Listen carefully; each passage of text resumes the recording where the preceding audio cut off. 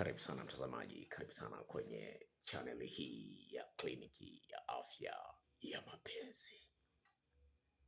Leo nakuletea mada inayosema mwanaume asiyejua umuhimu wa kinena, kinembe, kisimi na kizazi, mwanaume huyo ni chukizo. Asilimia kubwa ya wanaume wanaamini wanajua mapenzi kwa kiwango chote, kwa hiyo hawahitaji kujiendeleza. Na kwa somo hili la leo, nataka niwathibitishie wanaume wengi kwamba mtazamo huo haufai. Narudia tena, asilimia kubwa ya wanaume wanaamini kabisa kwamba wanajua kabisa mapenzi ya kitandani, hawahitaji kuongezea maarifa. Katika umri wangu huu wa miaka 63 bado naendelea kujifunza, naongezea maarifa siku hadi siku, na sio hilo peke yake, najikumbusha. Kuna vitu nijifunza huko nyuma nikawa nimevisahau, lakini katika maandalizi ya mada hii nimevikumbuka. Nikisema kwamba mwanaume asiyejua kinembe, kisimi, kinena na kizazi ni chukizo, ni kwamba wanawake katika adhabu waliopewa na Mwenyezi Mungu baada ya kula tunda ambalo walikuwa wamekatazwa katika bustani ya Edeni, adhabu aliyopewa mwanamke, aliambiwa hivi: utazaa kwa uchungu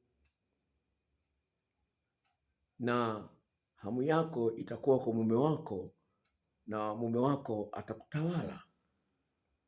Hii iko kwenye Biblia, kitabu kile cha Mwanzo sura ile ya 3. Sema hamu yako itakuwa kwa mwanaume na mwanaume atakutawala.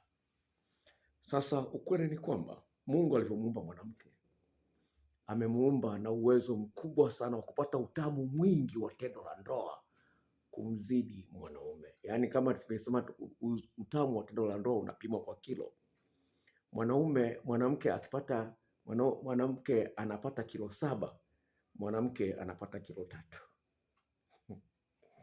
Unaweza kuona. Kwa hiyo mwanamke ndio maana anahitaji maandalizi marefu, kwa sababu injini yake ni nzito. Sasa wewe unaishiwa pawa, kaishiwa pawa. Penzi lako ni kitu kizito, kaishiwa pawa.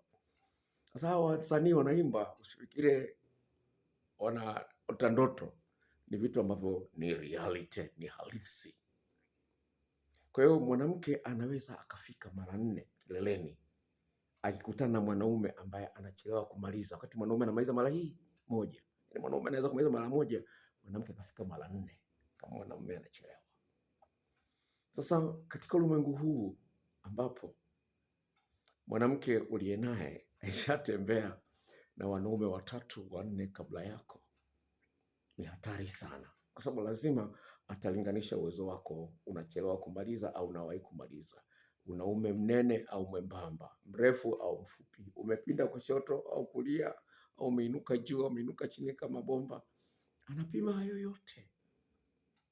Sasa usipokuwa mwanaume na maarifa ya kutosha katika kumfurahisha mwanamke, ukafikiria unayajua yote, nikuulize swali. Hivi ulishawahi kumuuliza mkeo ambaye ulimkuta sio bikra? Ulimkuta mke wako sio bikra. Ulishawahi kumuuliza, ukamuuliza hivi, siku ya kubikiliwa mwanaume aliyekubikili ilikuwaje? Ulijisikiaje? Ilikuwaje? Ulishawahi kumuuliza mke wako? Umemkuta sio bikra. Sawa? Ulishawahi kumuuliza hilo swali kwamba siku ya kubikiliwa ilikuwaje? Aliyekubikilia na mbao nene au fupi au nyembamba au imepinda? Haleluya. Kwa hiyo ni mambo ambayo lazima niyaweke hadharani hapa, ili uweze kujua kwamba unahitaji maarifa zaidi. Sasa nakutana na wateja wengi wenye historia tofauti tofauti, na mambo haya yanahitaji kuzungumziwa kwa kina katikati ya wapenzi, ukizingatia kwamba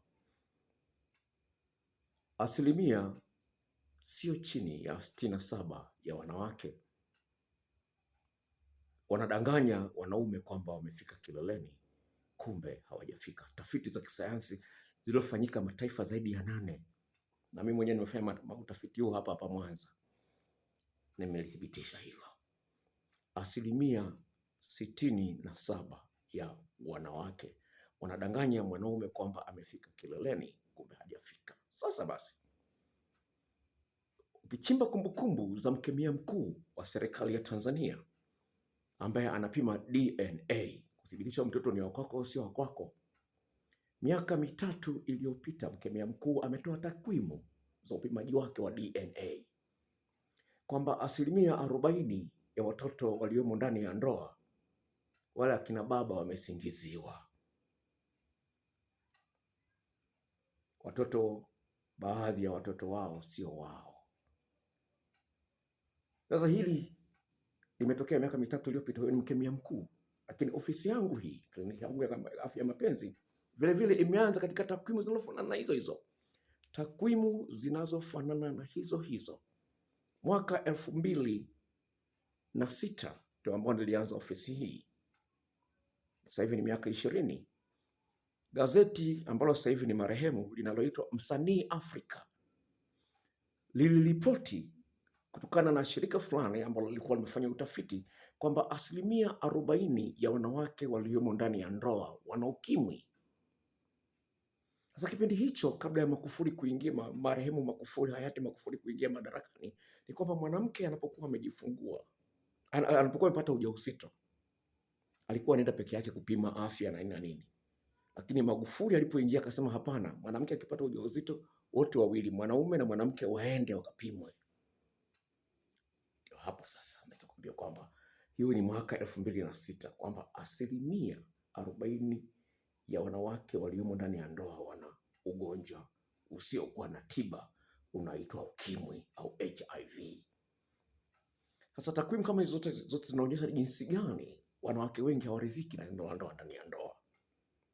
Sasa wewe mwanaume unaniangalia, umejipanga vipi kutokana na hizo takwimu? Ndio hii kwa wale ambao wanaangalia kwenye TikTok inaikatishia hapa, lakini ukitaka zaidi ingia kwenye YouTube niweze kukupa kitu kamili. Bwana asifiwe.